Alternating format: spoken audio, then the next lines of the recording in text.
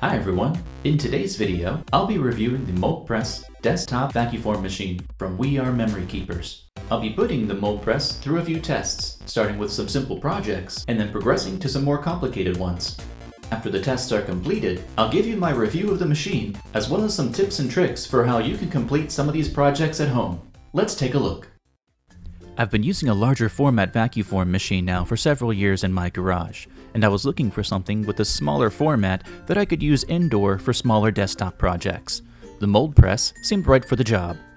I purchased this machine from my local Michael's Craft store, but it might be available from other retailers, as well as from the We Are Memory Keepers website. Inside the box are 4 plastic sheets, the instruction manual, and all of the parts needed to assemble the machine. All of the pieces snap together, so no tools are required for assembly. The machine only takes a few seconds to assemble because there's really only a few parts. The all-plastic construction is lightweight, but I'm a little concerned about how well it will hold up over time to the amount of heat required to operate. The plastic sheets that come with the mold press have a protective film on them that needs to be removed prior to vacuforming. The platen that holds the plastic sheets is easy to load. Simply remove the top and insert the plastic sheet into the designated area inside the plastic tabs. The silicone gasket holds the plastic sheet in place, as do the 2 magnets on either side that holds the top to the bottom during operation. The provided adapter allows a vacuum hose to be connected to the machine since it does not have a vacuum built in. In my case, I'm using my carpet vacuum because it does have a hose and provides powerful suction, but you could also use a shop vac if you have one handy. For my first test, I'll be using these small refrigerator magnets. The shape is relatively simple, and I'd like to make sure that everything is working before moving on to more complicated shapes. With everything assembled, it's time to power on the machine using the big glowing button in the front that's very satisfying to push. When the plastic sheet begins to heat up, it will begin to droop down, and you can monitor this using the measurements built into the side rails. Once the plastic has drooped about an inch, pull the platen down until it hits the bottom. The vacuum will conform the hot plastic to your object very quickly, and it will cool almost immediately, allowing you to demold shortly after. Now let's take a closer look at this first test. You can see that it did conform to the shape pretty well, but I did end up with some wrinkles in the plastic. This is called spider webbing, and you'll see this in vacuforms when your objects are too close together or if the heat is not quite right. Speaking of vacuforming issues, let's discuss undercuts. Undercuts are areas that will lock your object inside the mold when it conforms to it. For vacuforming, you want to avoid objects that have undercuts, but it might be easier to show you what I mean. When I pull the vacuform on these 2 objects, you'll see that the plastic wraps almost completely around the sphere on the left. The sphere on the right doesn't have anything less than a 90-degree angle, allowing it to be popped out of the mold pretty easily. The sphere on the left, on the other hand, not so easy. The object can still be recovered from the plastic, but not without considerable damage being done to the mold.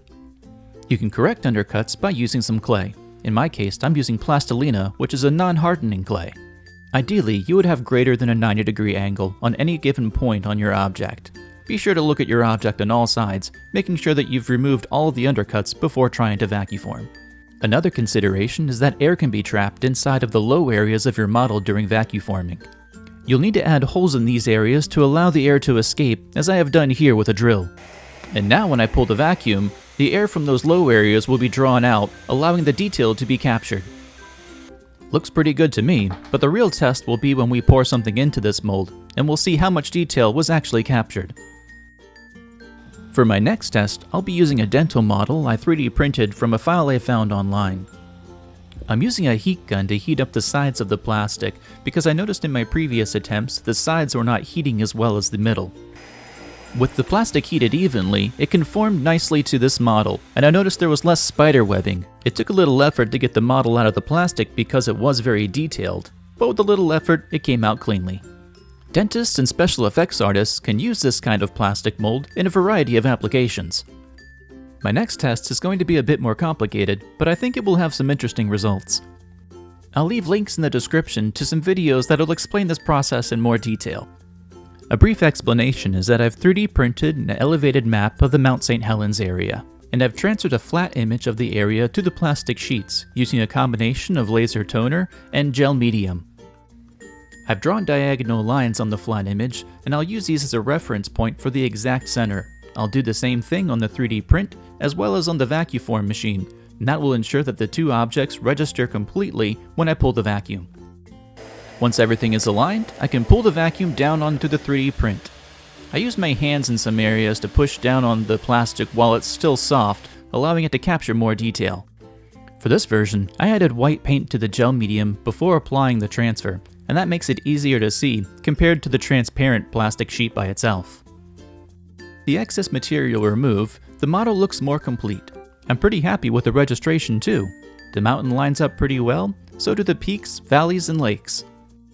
I added some additional white paint to the bottom, and that makes the toner transfer on the top stand out a little bit more. I could see this technique being used for very detailed models that might be difficult to paint otherwise. For my next test, I want to see how the Vacuform looks when I really maximize the build area.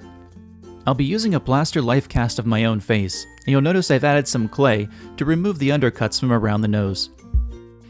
Even with allowing the plastic to droop over an inch and using the heat gun to distribute the heat evenly, it still struggled to pull a complete vacuum.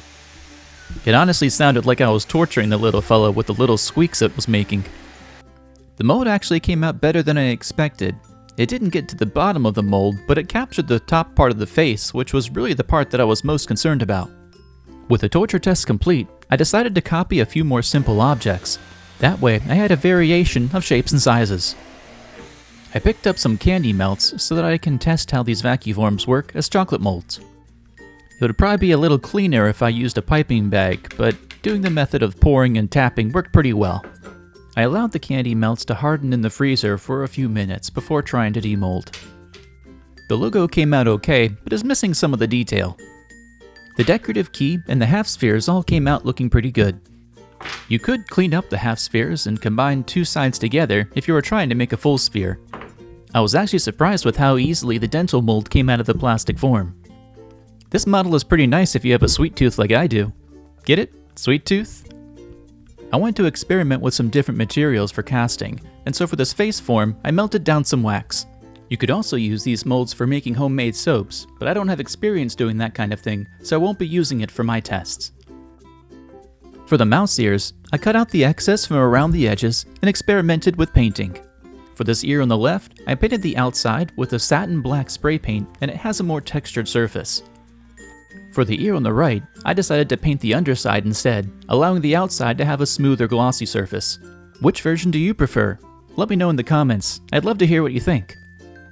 Here's a look at some of the parts I made today using the mold press Vacuform machine. Overall, I'm very satisfied with how this machine performed, and I'm looking forward to using it for future projects. I think the price point is also good, comparing it to other Vacuformers in the market with a similar mold area. I think this machine would be a great addition for any artist or crafter who's looking to make small models or molds. Thanks for watching. If you enjoyed today's video, please consider giving it a like and subscribing so you don't miss when I post future content. Well, that's all for now. Until next time, stay safe and stay healthy. Bye!